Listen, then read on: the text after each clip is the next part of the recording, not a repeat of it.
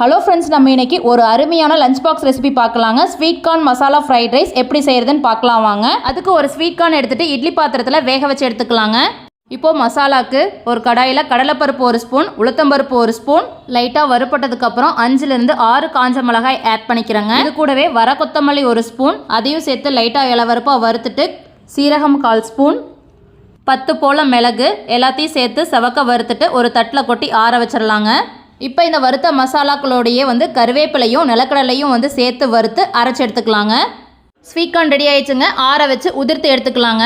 இப்போ ஒரு கடாயில் எண்ணெய் கொஞ்சமாக சேர்த்திட்டு கடுகு சேர்த்திட்டு ஒரு பெரிய வெங்காயம் பொடியாக கட் பண்ணது ஆட் பண்ணிவிட்டு கண்ணாடி போல் நிறம் வந்ததையும் பாதி குடமிளகாய் எடுத்து கட் பண்ணி வச்சுருக்கோங்க, அதையும் சேர்த்திட்டு உதிர்த்த ஸ்வீட் கார்னை இது கூட ஆட் பண்ணிக்கலாங்க. இப்போது நம்ம அரைச்ச மசாலா பொடியை பாதி அளவுக்கு மட்டும் ஆட் பண்ணிக்கலாங்க. மசாலா இந்த கன்சிஸ்டன்சிக்கு அரைச்சி எடுத்திங்கன்னா போதும். மைல்டாக உப்பு சேர்த்திக்கலாங்க. இப்போது ஆற வச்சு எடுத்து வச்சிருக்கக்கூடிய சாதத்தை சேர்த்திக்கலாங்க. நீங்கள் வேணும்னா பாஸ்மதி ரைஸ் கூட சேர்த்திக்கலாங்க. இப்போ இதை நல்லா பெரட்டி விட்டுக்கலாங்க. இன்னும் கொஞ்சம் உப்பு ஆட் பண்ணிக்கலாங்க. இப்போ நம்ம அரைச்சி வச்சிருக்கக்கூடிய மீதமுள்ள மசாலாவை ஆட் பண்ணிக்கலாங்க.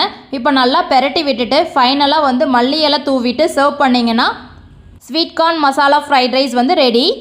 ஒரு அட்டகாசமான லஞ்ச் பாக்ஸ் ரெசிபி சூப்பராக ரெடி ஆயிடுச்சுங்க. இந்த வீடியோ பிடிச்சிருந்தா லைக் பண்ணுங்கள், கமெண்ட் பண்ணுங்கள், ஷேர் பண்ணுங்கள், மறக்காமல் சப்ஸ்கிரைப் பண்ணுங்கள்.